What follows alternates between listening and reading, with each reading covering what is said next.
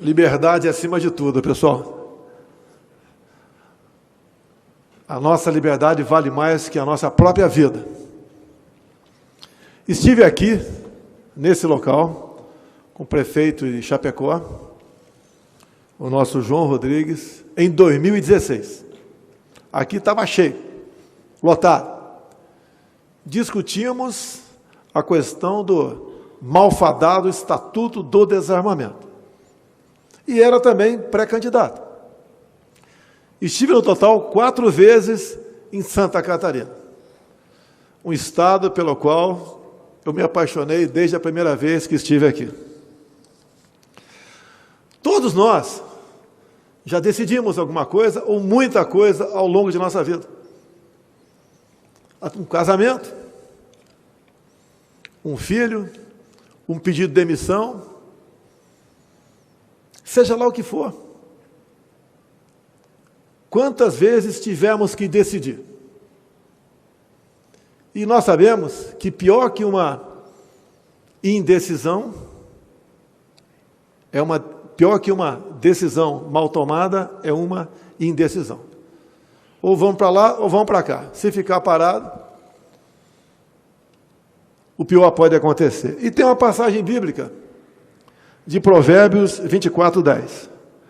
Se te mostrares frouxo no dia da angústia, a tua força será pequena. Nós temos que unir forças para vencer esse inimigo. Não podemos ficar em casa, ad eterno, esperando que a solução caia do céu. Lamentamos as mortes. É como num campo de batalha.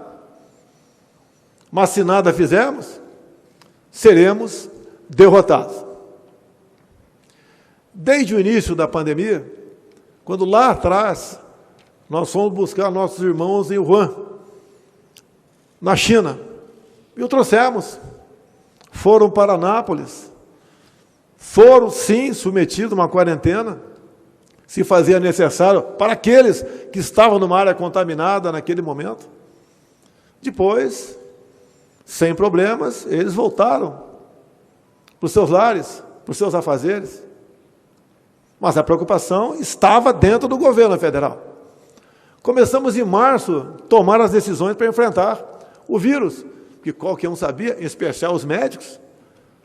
Se algo acontece num país e 2, 3, 4 meses depois você fica sabendo, é sinal que aquilo, praticamente, hoje em dia, se espalhou pelo mundo todo. Tivemos um primeiro ministro da Saúde, a gente não esperava enfrentar esse problema. E o protocolo dele era, fique em casa. Quando sentir falta de ar, vá para o hospital. Onde eu questionei, doutor Queiroga, olha, vai para casa, falta de ar, vai para o hospital para fazer o quê? Para ser entubado? Por que não pode ter um tratamento imediato? Olha a questão do off-label, fora da bula, é um direito, é um dever do médico. Ele tem que buscar uma alternativa. Ou até mesmo, se um paciente está com uma certa doença e não tem aquele remédio específico, comprovado cientificamente, ele tem que buscar outra alternativa. Como na Guerra do Pacífico. O soldado chegava ferido e não tinha sangue para transfusão. Começou-se ali injetar água de coco na veia do ferido e deu certo. É uma realidade ou não é? Começou-se uma grande preocupação. O que fazer, então, para combater o coronavírus? Chamei o ministro da época. No protocolo dizia que tinha que ministrar, que poderia ministrar tal medicamento somente em estado grave. Eu falei para ele, não sou médico, mas se estado grave, segundo o teu protocolo, pode dar certo, por que não começa, desculpe a redundância, no início? Houve um problema entre nós. Eu não sei como salvar vidas. Eu não sou médico, não sou enfermeiro. Mas eu não posso tolher a liberdade do médico, ou até mesmo do enfermeiro. Ele tem que buscar uma alternativa para isso. Será que o sentir falta de ar era para comprar respiradores a qualquer preço, naquela época? Daí apareceu a questão do achatamento da curva. Devemos achatar a curva com medidas de isolamento para que os hospitais se preparem com leitos de UTI e com respiradores. Nós, governo federal, fizemos a nossa parte, mas era uma doença desconhecida por parte de governadores e prefeitos também. Nós fizemos a nossa parte. Apareceram as medidas restritivas, que eu nunca fui favorável a elas, a não ser numa emergência, a não ser naquele momento, para você melhor preparar as suas unidades de saúde. Lamentavelmente, isso continua valendo. Quem abre mão de 1 milímetro da sua liberdade em troca de segurança, está condenado no futuro não ter segurança e não ter liberdade.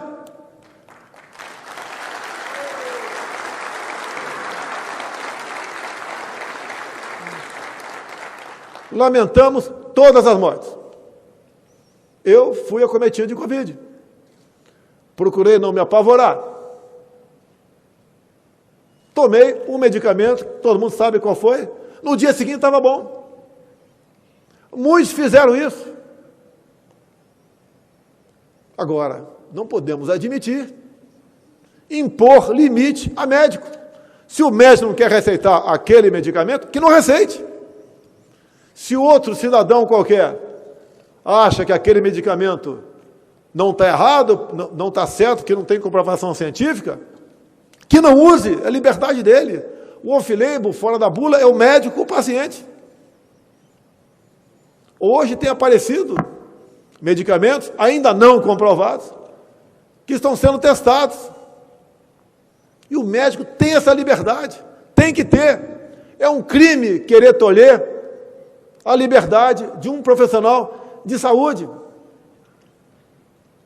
Desde o começo, nós falamos em Brasília, temos 2 problemas pela frente, o vírus e o desemprego. E as medidas, ora anunciadas, depois que o Supremo Tribunal Federal decidiu que cada estado, cada município possa tomar as medidas restritivas que assim bem entender, que essas medidas não podem ter um efeito colateral mais danoso que o próprio vírus. Eu acho que eu sou o único líder mundial que apanha isoladamente. O mais fácil é ficar do lado da massa, da grande maioria. Se evita problemas, não é acusado de genocida, não sofre ataques por parte de gente que pensa diferente de mim. O nosso inimigo é o vírus, não é o presidente, a governadora ou o prefeito. E dá para sairmos dessa. Por que a minha vinda aqui a Chapecó? Conheço o João há algum tempo, parlamentar comigo. Sofremos juntos injustiças dentro da Câmara e fora da Câmara também. Forjou nossa amizade. E fiquei sabendo que ele queria Brasília. Falei, não, eu tenho que dar exemplo. Eu vou a Chapecó.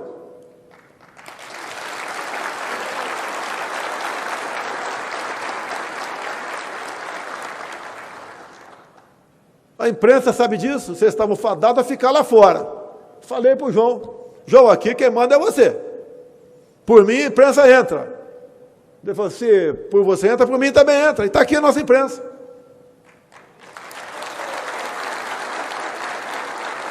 A nossa briga não é com a imprensa brasileira. O que nós queremos é cada vez mais essa imprensa divulgue a verdade dos fatos.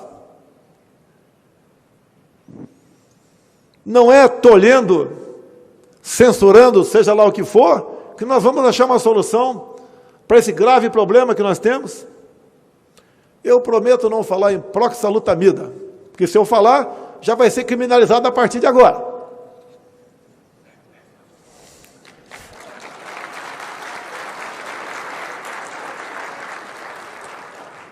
Eu acredito na ciência, Mas ciência, por vezes, demora. Vocês lembram lá, quem lê a Bíblia, já assistiu o filme daquela época? A época de Cristo, quando ele nasceu. O grande mal daquele momento era a lepra. O leproso era isolado, distância dele. Hoje em dia temos lepra também, continua. Mas o mundo não acabou naquele momento. Depois, para comer etapas, tivemos a questão da AIDS, no início dos anos 80. Isso mesmo, doutor Queiroga? Eu lembro que eu estava abaixado no hospital com os 4 membros, né, fraturados. E convivi com alguns que chegavam para baixar no Hospital Central do Exército. Naquela época, o que foi usado para combater o HIV? O AZT. Ou não foi? Coquetel do AZT. Era comprovado cientificamente? Não. Se não tivesse usado, não chegaríamos no futuro ao coquetel, que dá quase uma condição de vida normal àquele que contraiu o vírus. Agora, por que não se combateu também? Porque era o HIV mais voltado para uma classe específica, que tinham comportamentos sexuais diferenciados, e também se contraía via injeção, via compartilhamento de agulhas. E ninguém foi contra. Isso foi ou não algo off-label, algo fora da bula? E chegou-se a bom termo no futuro. Até hoje ainda não temos uma vacina para isso. A mesma coisa agora, a questão do Covid-19. Por que essa campanha mundial contra métodos, contra médicos e contra quem fala no tratamento imediato? Por que isso? O que está acontecendo com o mundo? Olha o Brasil. Eu visito comunidades. Antigamente, o nome era outro, era favela. Sempre andei no meio do povo. As 2 últimas que fui em Brasília, favela, comunidade Chaparral. Minha senhora, dá para abrir a sua geladeira? Não tem mais nada lá dentro. Uma outra, manicure, ganho, 0. Ganhava 3 mil por mês, passou para 0. A mesma coisa na comunidade Tapuã, sábado passado. Estão empobrecendo o povo brasileiro. Qual é o nosso futuro? Sem emprego, sem economia. Por que determinados países da África ninguém fala em vacinar? Porque não tem dinheiro. Não tem vacina hoje em dia para todo mundo. Na África, não existe nada. Existe ivermectina. Para combater a cegueira dos rios, combater outras coisas, junto com a hidroxicloroquina, para combater a malária, e procure saber o que acontece com aquele povo tocante à Covid. Não vou entrar em detalhes aqui. Daqui a pouco vão me chamar de negacionista ou terraplanista. Não tem mais do que me acusar depois daquelas quantidade de acusações que sofri durante a pré-campanha e a campanha de 2018. Mas nós temos que buscar alternativas. O próprio ministro disse, liberdade para o médico. Vamos buscar alternativas. Não vamos aceitar a política do fique em casa, feche tudo, lockdown. O vírus não vai embora. Esse vírus, como outros, vieram para ficar. E vão ficar a vida toda. É praticamente impossível erradicá-lo. E até lá, vamos fazer o quê? Ver o nosso país empobrecer? Ou ver pessoas, como existem milhões por aí, completamente esquecidas, abandonadas, sem nada para comer? Nós temos por volta, tínhamos, 38 milhões de informais, que viviam fazendo o quê? De bico. Vendendo algo em praça pública, num cruzamento, na praia, no estádio, nas arquibancadas, Estão fazendo o que hoje em dia? Nada. Vivendo de favores do Estado. Eu não fico feliz em conceder auxílios. Gostaria que não fosse necessário isso. Mas é para evitar o mal maior. Eu tenho dito publicamente. Eu temo por problemas sociais gravíssimos no Brasil. Converso com as nossas Forças Armadas. Se eclodir isso pelo Brasil, o que nós vamos fazer? Temos efetivo para conter a quantidade de problemas que podemos ter pela frente? E outra, é uma explosão por maldade ou por necessidade? O que nós devemos fazer para evitar isso daí? Como nos preparar? Não é a hora de ver biografia. Estou me lixando para 22. Vai ter uma pancada de candidato aí. Seria muito mais fácil a gente ficar quieto, se acomodar, não tocar nesse assunto, ou atender, como alguns querem, que da minha parte, que eu posso fazer, um lockdown nacional. Não vai ter lockdown nacional.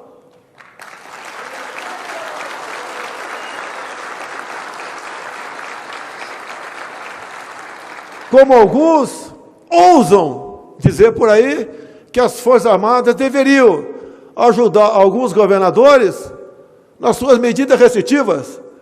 O nosso Exército Brasileiro não vai à rua para manter o povo dentro de casa.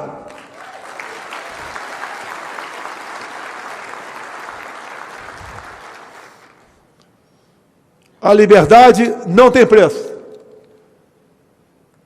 Devemos fazer tudo o possível para buscar soluções. Temos agora um ministro médico, tínhamos outro militar, que fez também, reconhecido pelo próprio doutor Queiroga, um excelente trabalho no Ministério da Saúde. Foco de corrupção desenfreada. Um alcance do Brasil, que mais matava no Brasil, era a corrupção. Estamos há 2 anos e 3 meses sem corrupção. É obrigação nossa.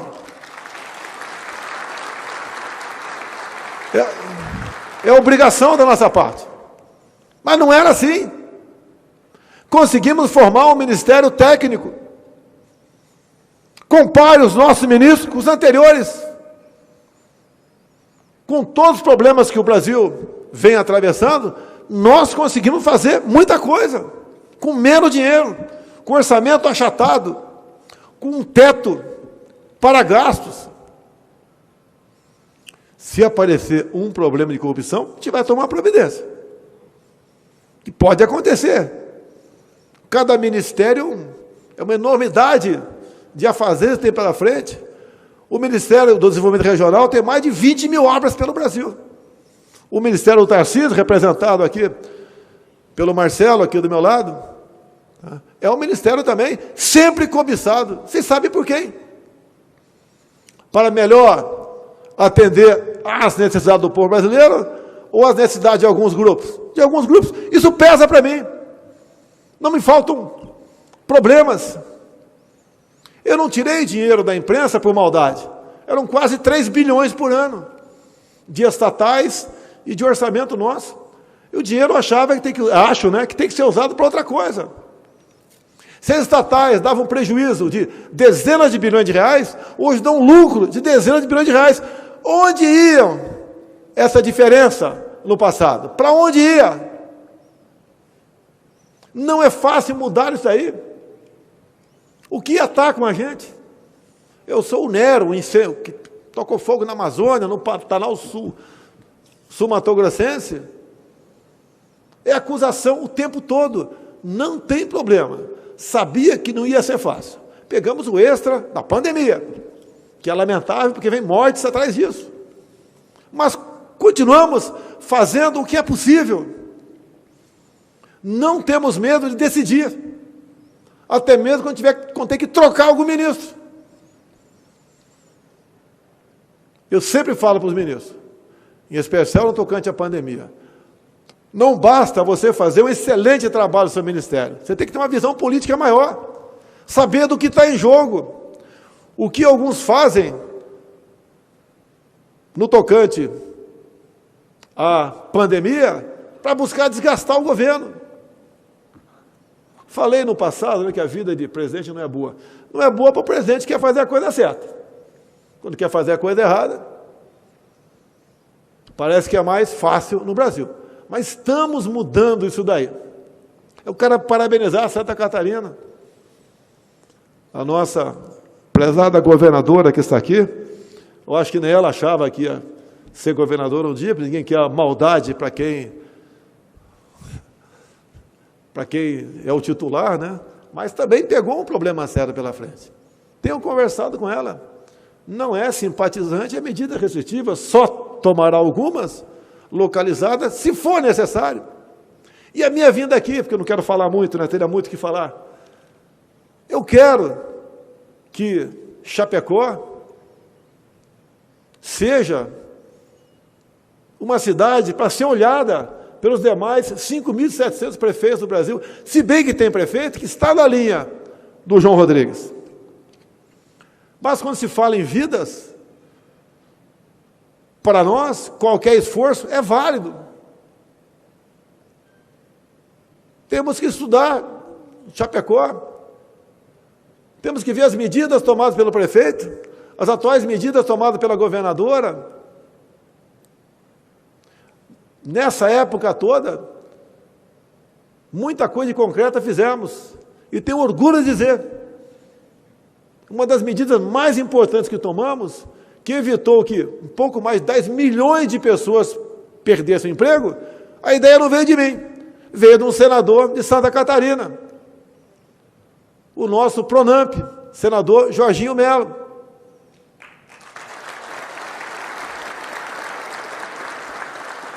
Que sempre teve boas ideias para nos trazer. Assim como agradeço a bancada aqui, de deputados federais de Santa Catarina. Há pouco estivemos discutindo recursos, e foram alocados recursos no orçamento, para as BR de vocês aqui, que têm problemas de décadas. Como fui lembrado aqui pelo nosso ministro das Relações Exteriores, o França, que ontem, na conversa com o Putin, onde tratamos de vários assuntos, um dos tratados foi que eu pedi para ele o credenciamento de frigoríficos, para que nós possamos exportar para a Rússia, como no passado.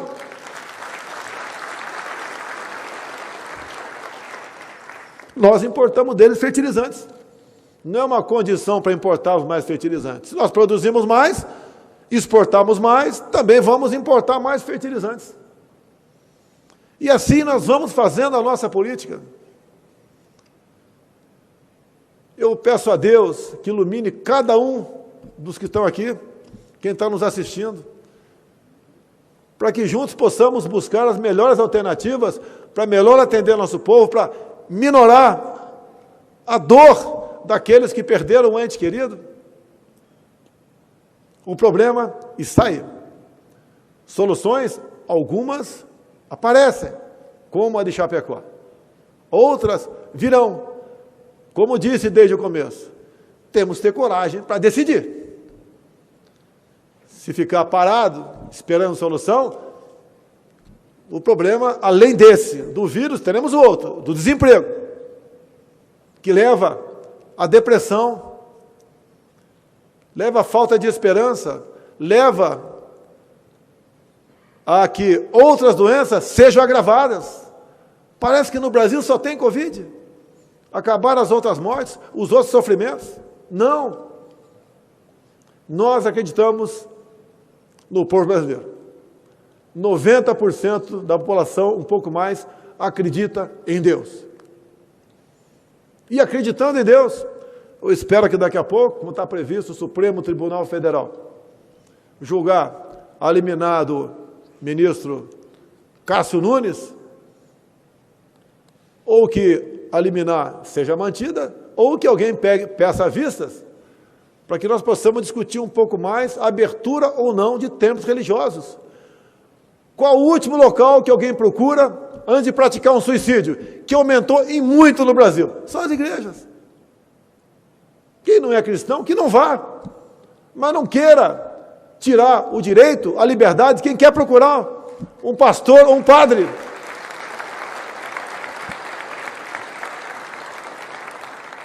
Estou muito feliz de estar aqui. Agradeço a Deus pela minha segunda vida e pela missão de conduzir os destinos do nosso querido Brasil. Imaginem os senhores se aqui nesse local tivesse o Haddad do PT. Como estaria o Brasil? Olhe outros países onde a esquerda fala mais alto. País aqui da América do Sul, como um vizinho aqui mais ao sul dos senhores, como está a população lá? Cidade onde mais fechou no Brasil, onde mais morre gente por 1 milhão de habitantes. Somos seres com capacidade de pensar, coragem para decidir e dizer lá na frente, eu fiz o melhor de mim. Não pensei em consequências para si próprio ou na minha biografia. Poucos de nós, governadora, prefeito, ministros, outros prefeitos presentes, temos o privilégio de poder decidir. Não vamos decidir com aquilo que, por muitas vezes, outros pensam. Vamos decidir por que nós pensamos, levando-se em conta pessoas sérias que estão do nosso lado, porque assim nós podemos passar essa onda. Creio em Deus que brevemente estaremos livres disso tudo. Obrigado, Chapecó, Santa Catarina e o meu Brasil.